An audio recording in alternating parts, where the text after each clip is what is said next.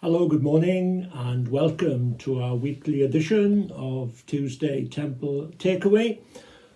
Trust that you're all well, and you'll be aware that we are now moving on into the latter stages of our study with Peter, or on Peter.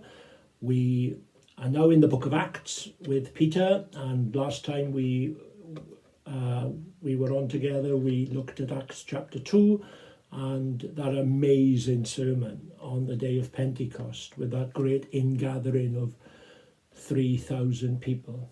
And over the next few weeks to the end of the month, I just want to highlight a few incidents that we see in the life of Peter in the book of Acts.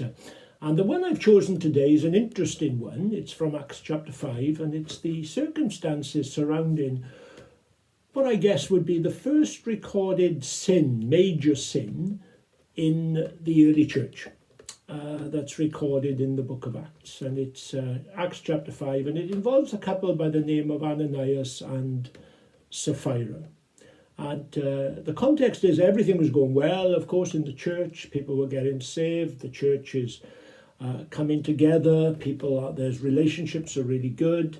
They're seeing awesome signs and wonders. The influence and the reach of the church is extending and steadily increasing. But then there's a problem, and whilst there was a lot of persecution from without, this problem arises from within. Now we know that when the Bible was written, there were no chapters and verses. They were inserted later to make it easier for us to understand and for our own reading purposes. And so in order to understand chapter 5, we have to have a knowledge of what happened at the latter end of chapter 4, where we are told that all the believers in the church in Jerusalem were of one heart and one mind and one spirit. They shared everything together, so there was no needy people in the church. There was no welfare state, of course, then, so everybody looked after one another within the church community. And from time to time, they would sell plots of land or property, and they would bring the proceeds of the sale and they would place it at the feet of the apostles. And they would trust the apostles to distribute the money as they saw fit, and to those people that were in need. This is where in chapter 4 we first meet an outstanding character called Barnabas. That's where we first meet him.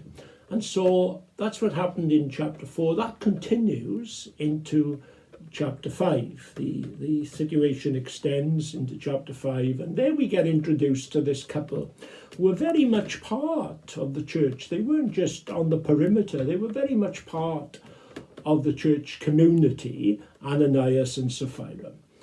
They too had sold property, and they had seen what others were doing. They had seen what was expected of them as a believer, and they bring the proceeds of sale to the feet of the apostles. However, and here is the sting, Ananias only brought a partial offering. Everybody thought he was bringing the 100% of the sale, but of course, in his heart, it was only a partial offering. He keeps some money back, but of course, the people had thought that he had given everything.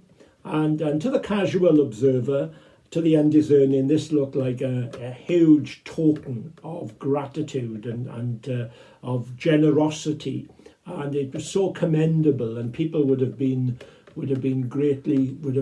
hugely thankful for this gesture of generosity that he had showed. But in actual fact, it was only a partial offering. And he had hatched a plan, of course, that he would sell a parcel of land or property and then just donate a portion of it, but keep some back to himself. Him and his wife knew that. God knew it. Nobody else seemed to know it until Peter gets a revelation.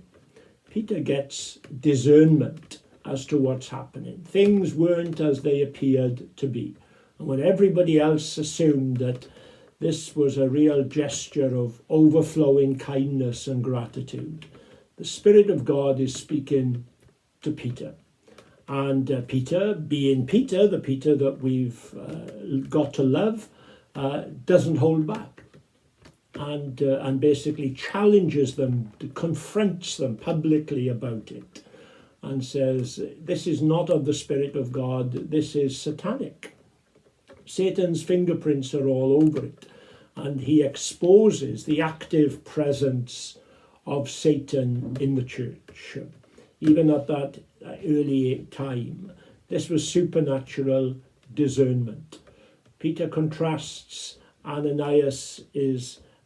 confronts, I should say, Ananias in relation to his deception and his hypocrisy.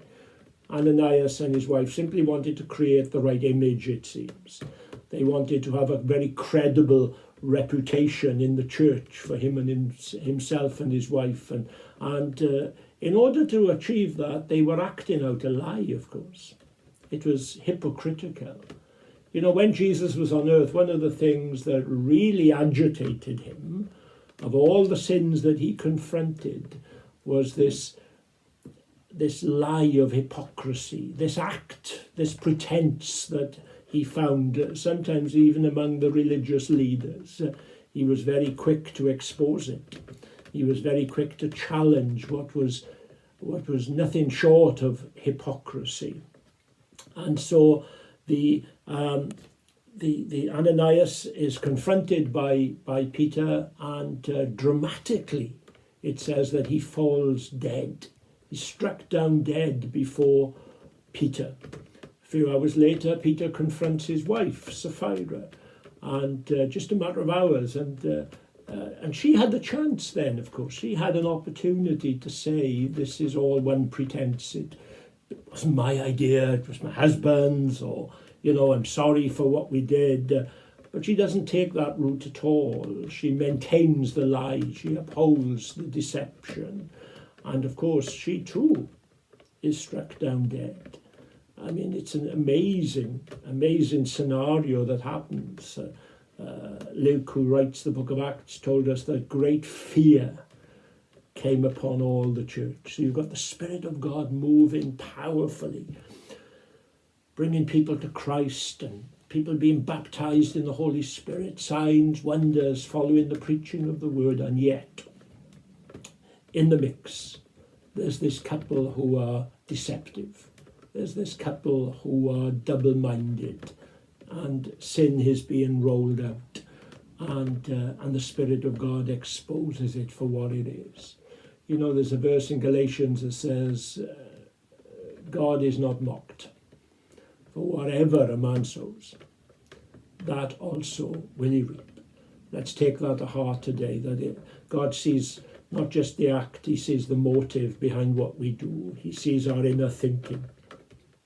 He sees if we are peddling an agenda to be recognised or to be honoured or to be acclaimed or to win the applause of men.